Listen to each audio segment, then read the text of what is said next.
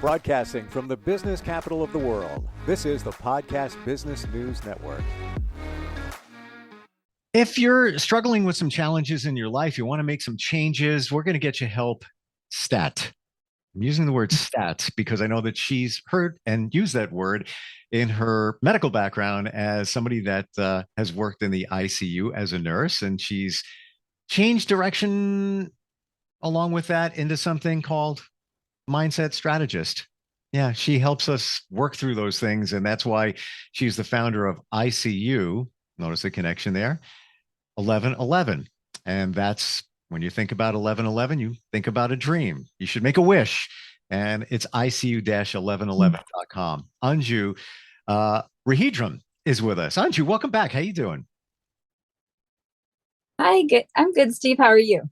Very well. And we got a lot to talk about today. One of those things is called, I think you called it locus or lotus of control. And we're going to get into that. Am I saying it right? Locus. Yeah. C-U-S. L-O-C-U-S. That's what I thought you said. It sounds like locust, like the little insect. The cicadas. Yeah, the cicada, right. Yeah, but that's not what we're talking about. But the other thing that we want to dig into, tell everybody what you're thinking today. I want to talk about the excellence within us. So we all have some degree of excellence, and I kind of want to help you explore what that is for you. If you've forgotten or you just think you don't have any, you do. Everyone does.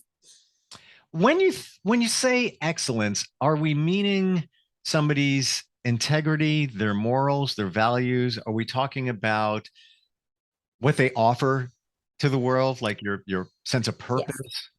Yes. It's what makes you uniquely you. Gotcha. So, and that can transcend into your purpose in life, what you choose to do, the gifts that you bring to others. Yes, exactly that. So in doing that, people forget, first and foremost, just come from the understanding that you do carry excellence within you. So if you come into this conversation, assuming that about yourself, what do you think when you think of yourself? What are the things that are excellent about you? And then if you don't know how to find it, I'm just going to ask you a few questions. Gotcha. Are we using me as a guinea pig? Yes. All right. You got me. Go. Okay. So from what I know about you already, you were going to be a syndicated cartoonist, and now you're on radio. So what would you feel? I mean, for you, outside of anything you've done professionally, but not excluding it necessarily, but not just saying that you're defined by that job. That's what I'm saying. You're not that. If your job wasn't an issue, what would you naturally gravitate to just because you enjoy doing it? It would be, I gotta say, doing what I'm doing, because, and I don't want to default to that, because I am thinking of, are there other things there? But I've always wanted to do what I'm doing since I was 9 years old, but I was also drawing. So I was doing both of those things at the same time. And then I started getting more interested in electronics and taught myself, literally had no money. My mom was single, taught myself how to make things, build things. And that's how I actually got my first job. I made my own mixer, and I made up audio and tapes and things like that. So that that's one of the things that I enjoy doing, fixing things, that kind of thing. But that kind of connected into what I'm doing. Like if I hook something up, I don't ask somebody to hook things up for. I just do it myself because I can. I enjoy it. But I wish I could give you another answer, but that is my DNA, man. That is it. It's always been there. It is. Well, it sounds like you found it, right? So you're an assimilator, it sounds like. You find things and you bring them together, and you're a creator in terms of art and communication. You carry a very heavy, strong throat chakra or throat energy, and that's your speaking voice and how well you communicate. What I noticed about you since working with you is you're so good at being inclusive and asking great questions to expand the knowledge or the understanding of whatever the subject is and whomever you're speaking with. Well, I appreciate that. And I have to really be honest with you. I don't even know what I'm doing. I'm But that's the beauty of it. That's what you're naturally excellent. That's my whole point. I don't That's even exactly my whole point. I It's a natural, it's something that's natural. Sure, you've practiced and honed it at this point, but it's something that naturally came to you. You just enjoyed it and you explored it, and it's something you're naturally excellent at. That's exactly my point. I We all have things like that, huh? I feel you're the same way, where in terms of looking at people, challenges that they're dealing with, and a lot of that is based on your past because you dealt with some challenges as you shared last time we got together, and the time before that. That you're intuitively you dissect people very easily and kind of peel those layers back. So I guess that's when you say you found your purpose. I guess that's our purpose. I don't know. We're you know what? I do want to share. Most of us don't look at our purpose as it is because it comes too easy. And we think that, oh, well, that can't be it. It's too easy. It's that I need to work hard. I need to, yeah, of course. Yeah, we work hard. But if it comes too easy, we feel guilty. But Yeah.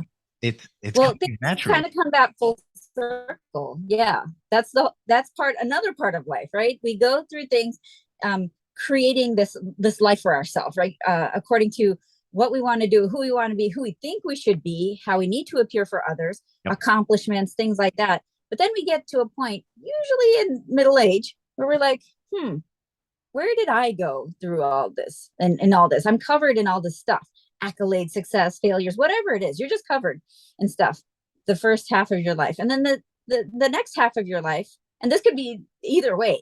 The other one could have happened first. Then you start trying to uncover yourself and dust off all the things that weren't really you. You accumulated stuff along the way that were cool to have, nice to experience, but they didn't align with you for the second part of what you're doing and what you want to do with yourself and the story you're going to tell and how your story is going to help someone else. So then you come back full circle, and that's what makes us whole. And that's what I'm saying is there's a balance to everything. We have to experience contrasts in life to really, I heard this great quote about a fish doesn't know it's in water until it's out of water, basically, is what they're saying. A fish doesn't really recognize the environment it's in because it's always been in that environment until it's taken out of that environment, the contrast. And then all of a sudden it realizes I can't breathe, that, what's wrong? Something's different here. But this is important because when he gets back in the water, he's like, oh, there's relief. I'm back where I need to be, in my environment where I can flourish. So in our lives, I want to share something with you, just what you said, and I totally believe it and I totally get it.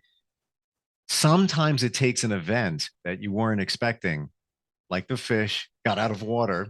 Something happened. The lake drained, the pool drained. Something happened. Now the fish is floundering, but it doesn't necessarily always mean that the fish wants to go back into the same lake, the same water, because you're back into the same it knows it needs water.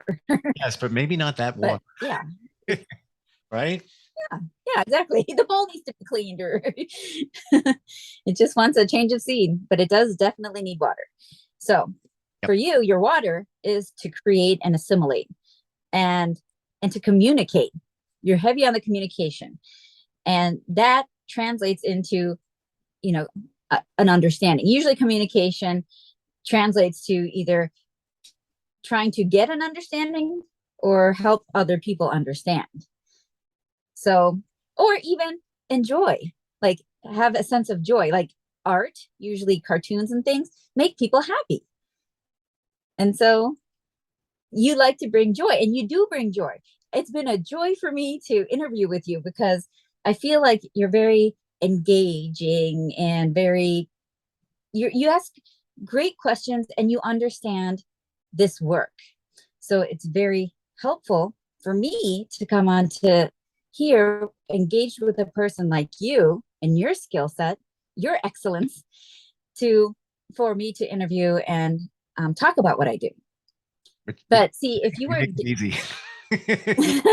thank you. If you're a different type of person who was, if we were not aligned this way in this understanding, it would be a lot more difficult conversation to have. Sure. If you had like a fixed mindset and you're like, no, this is the way it is, this is the way it's always going to be, then you wouldn't be open to any of these different ways of thinking that I might be offering to you. And then you wouldn't be open to even considering it, to receive it, to see if it even works, to get out of that water and then have another experience. So you make it easy because you have great insight. You really do, into what people are thinking, what motivates them, what drives them. And I'm going to even back that up because of what you just said before. Sometimes, halfway through our lives, whatever it might be, you realize that maybe this isn't what you should be doing. And that did happen to me. I got a job doing what I'm doing in radio when I was 17. I got the job I always wanted. Not even exaggerating. I hit the big one very early. Stayed there 2.5 decades, a little bit more. Left that job for various reasons. Time to go. Then I said, you know what? I'm out of that now. I want to help people. Whatever I want to do, I want to help people. So I started looking for jobs as a external public affairs director at a hospital and things like that, where I could still be in a communication area, but also help people at the same time. And they weren't panning out. And then somebody said to me, duh, you're doing it anyway with what you were doing in the first place. So 6 months later, I got back into what I'm doing and I'm still here doing it. But you're right. You have that you reevaluate your life sometimes in behalf, mid-age, whatever it is, middle-age. And you realize, like, should I be doing this? Like, is this really what it's supposed to be? But there's you, because somebody reaches out to you, you can help them, like, see the vision of what their purpose really is. Right. It's to uncover their soul, right? We all have this thing within us. We know that maybe we've been told otherwise, but we're like, no, I just kind of feel like there's something that needs to come out. There's something that I was meant to do. There's something I was meant to share. And it all comes from your unique experience. It's not because of how you fit in necessarily. You fit in order to feel accepted. Like you did, you had the nice hair trends, you had the nice cute clothes, the makeup, all that stuff, the certain career maybe to fit in, the education, you have the credentials. I was totally that person in the beginning, and I was trying hard to fit in. And so I got myself hyper educated.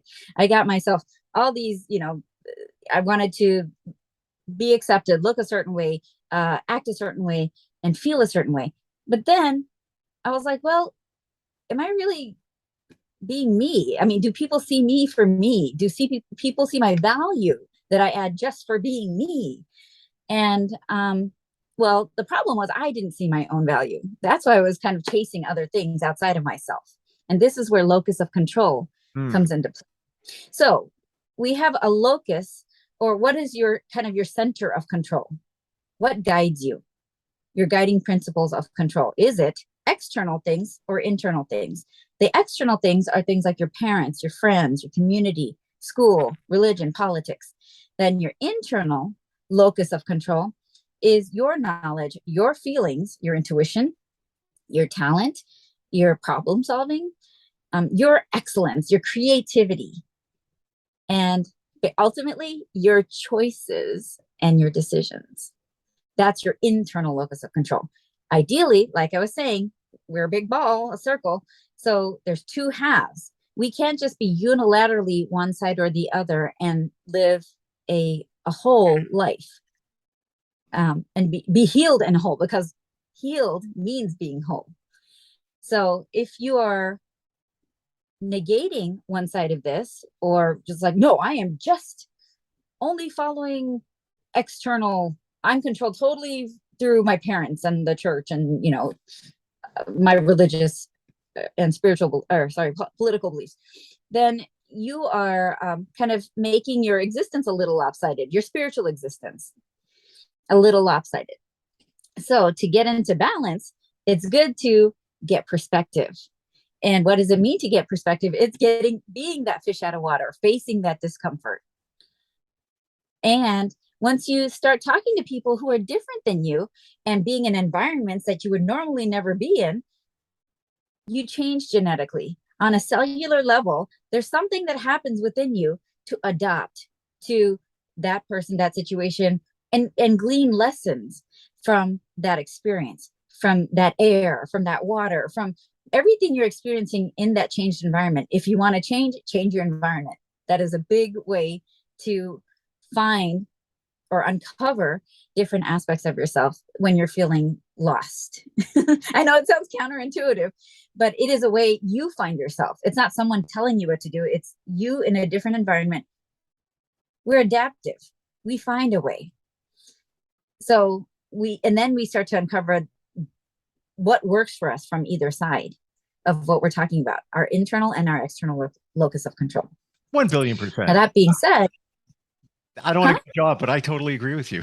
It's being out of that, because we're all creatures of habit. So if you're in that same environment, you're not going to see a different perspective, and you're doing your thing. And if you're happy with your thing, God bless you, good for you. But if you feel that I don't feel like I'm fulfilled, I got more. There's more to life. Then you got to get out of that environment. Maybe you got to change that relationship. Maybe you got, and you feel numb inside. yeah, You feel numb or dead inside when you don't have perspective. Yeah. So, when people have lived a certain way and then life fails them, and like when I say life fails them, like, oh, you took away my spouse, when you have some big life event, you took away my job, I lost my spouse, I lost my house, things like that shake us up. Yep.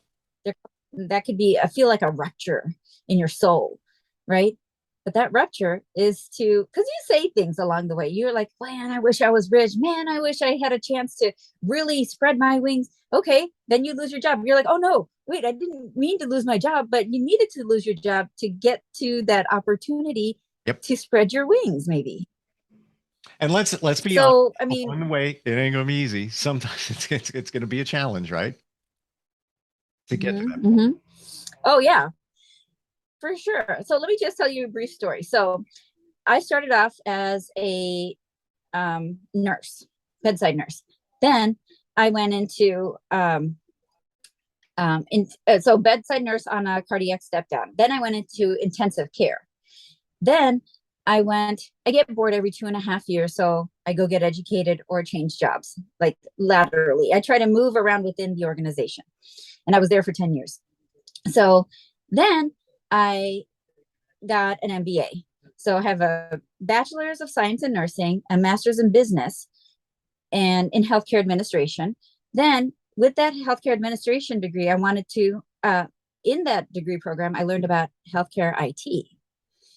And it was really uncomfortable because I really wanted to go into healthcare management. And then I ended up being a nursing director for Near North Healthcare Corporation, which is in Chicago. And we had 8 facilities at that time, and it was a community organization. And I learned to blossom through that experience. But it was very, very different from being a nurse. So I took these little opportunities, these little steps, but it was scary every time. It didn't end. And then finally, I came to Texas after getting my business degree and everything and working in healthcare IT. And then I worked for Tenet Healthcare Corporation, which is a big 80 hospital, or 78 plus at the time, a hospital corporation, and did healthcare IT, which is very different from bedside. But I got the different degrees so I could support the changes that I was making. So if anyone asked me, oh, are you qualified to do this? Because I know people ask, then I could say, yes, I have the credentials. But there's something equally as important. And that's the same thing with life coaching too. I got certified as a life coach, and the subset is mindset strategy. So that was another thing I wanted to answer. It is a subset of life coaching because there's spiritual life coaching, career life coaching. There's all sorts of life coaching. But mindset management to me was the most impactful because it was my mindset that I learned that my father taught me to hone to get the best out of life. Now, given all this, I spent a lot of time trying to fit in credential wise. but I also had my lived life experience. And this is a lot of the time when you work with coaches, the coach comes from a place of having lived that experience, whatever they're coaching, generally speaking. And for me, I worked a lot with anguish. I had to work through a lot of anguish and being forsaken. So for me, it was important to find empowerment and feeling a sense of happiness, joy, because that's what I correlated with the opposite feeling. And what is that? A contrast. We have to experience one to experience the other is the bottom line. So that is the long story short of how I came into this. So then after I realized I don't necessarily fit in, I've always kind of been weird because I've been very spiritual from a very young age. And I just saw the connections to different things. And as an alchemist of experiences, it was this that helped me stand out. This is my value added. So we have our ability to fit in and our value added. Those are two parts of the same coin as well. So in order to live your best life, you kind of have to push yourself into that discomfort because we're naturally geared to comfort. But the opposite of comfort is often reality. But it's figuring out the reality that makes us happy. The comfort is pleasure, and it's momentary a lot of the time. It can help us get out of something temporarily. But if our goal is to be able to face life with vibrance and with an idea of what we're doing, or even just the belief that we will find a way, that's happiness. And then, when we get through our own stuff, not when someone figures it out for ourselves, especially as adults, when we figure out our own things, we have a sense of pride. And then what is that? We see our worth, we see our value. So no one really has to tell us, oh, you're valuable. You're like, yeah, I know. I feel my value because I got myself through this thing, or I got the help I needed to get myself through this thing. But the bottom line is you got through that thing. And that's valuable. I love your insight, and a lot of thoughts I have on what you just shared is as you're going through life and you just keep rinsing and repeating, you're not really living until you get out of it. And like you said, the reality, when you get to the point, and most of us, many of us are afraid of making that change. So when you get to that point where nothing rocks me, man. Yes. Nothing. Yes. I used to be one of those people where something would happen, even if it's not momentous, it'd be like, oh my gosh, what's going on? How can that be? Now it's like, yeah, all right, no problem. Roll with it. On to the next thing. I got this. It's going to be okay. Yeah. But what you just shared goes back to the locus of control. My view of you is that you were very external and not so much internal back in the day. And you kind of flip those two roles where you are more internal, more intuitive, more plugged in, and you kind of deflect that stuff on the outside. Yes, be honest, you're beautiful. Love your hair. But at the same time, I spent a lot of money on it, so I appreciate that. I really do. I would never say it unless I mean it. And just your energy and everything it's you've got the external, but you don't let things influence you like they used to. Now it's more your internal compass kind of guides you there. But it looks like it took time for you to make that transition. And I have to admit, now that I think about it, I kind of did the same exact thing. Perceptions that people had of me, for job wise and things like that. It was always inside, and I think it was always inside you. And you knew it was inside you, but you had to take that leap to really pull it out of you and make that your locus of control, the internal part of you. Yes. And it's funny because the thing that triggered a lot of this for me was I started the new job at Tenet. I moved to Texas. I started the new job at Tenet. And one of the girls I befriended there, she's like, you're not very vulnerable, are you? I was like, do I need to be? That was my reaction. What an interesting thing for somebody to say. Yeah. And then, well, I think because I wasn't affected by a whole lot. Like I didn't seem affected by a whole lot. Like I was like, okay, let's fix it, whatever. Right. But I was not as emotive as I am now, I don't think. And as in touch with being okay with me and all my weirdnesses and intricacies and just the way I see things. I've always been laughed at for the way I saw things, my perspective, because it was just like off the wall, like out of nowhere sometimes. but our intuition is important. It guides us, and we should use it. We should trust it. We're just taught not to use it and just trust Lucy instead. Sometimes that's what we're taught, especially as people pleasers. Yep. Mom knows best, dad knows best. Okay, well, I'll just sit here and just be a cog in the wheel. But then you're like, I'm not a cog in the wheel. But then you feel like you're not living, and it's like all you're doing is squashing down Yes. what's inside of you, and you're not using your unique talents, those unique abilities that we all have. It's all in there. You just got to find a way to bring them out. But I think that's where you're so beneficial in what you do as a mindset strategist, as a life coach, where you help people realize what that is inside them and let them use it. Because some of us are afraid to. I'll admit, I there's times where I didn't trust my gut, and I could sit here for the next hour saying there was that time, and I don't want to say I blew it, but that was a big life decision. Didn't go with the gut there. Should have went with there. But now I'm more trusted. Do I listen to it all the time? Not so much. A lot of the times, but it takes time to trust that. It takes time to trust that. Because it was outsourced for a long time. Yeah, well, okay, there's a good term. It was outsourced, or this outsourced in way of this. It got in the way of that. I can't believe we're out of time. Yeah. Like we could just keep going. I say this all the time. Literally, we don't even I didn't even take a break today.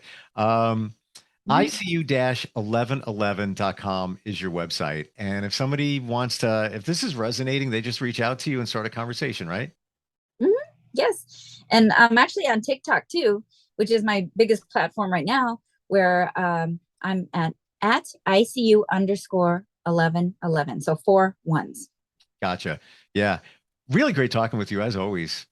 Likewise. It's like you got us. Like seriously, you've figured it out. Like what makes people work, what is motivating them, and what's really inside them, and that makes you who you are. I mean, and you said before, like your certain qualities that people call you out on. It's like that's you. That's great. I love identifying excellence within people. Their real self, like the stuff that they hide. I love exposing that and saying, "Here, look at this beautiful gem. That's you." Yeah, I could see that. I see your passion in finding that, and it's got to feel good. Like you've tapped into somebody, and they didn't realize that was within them and who they really are. Yeah, and get them excited about their lives again too. Well, yes, because guess what? That happened to you. Yeah, that happened to you, right? And you know what that feels like. Looking forward next time we get a chance to get together. Super cool. Likewise. Thank you so much. Thank you. Go to the website, start the conversation, ICU-1111.com, and we will be right back.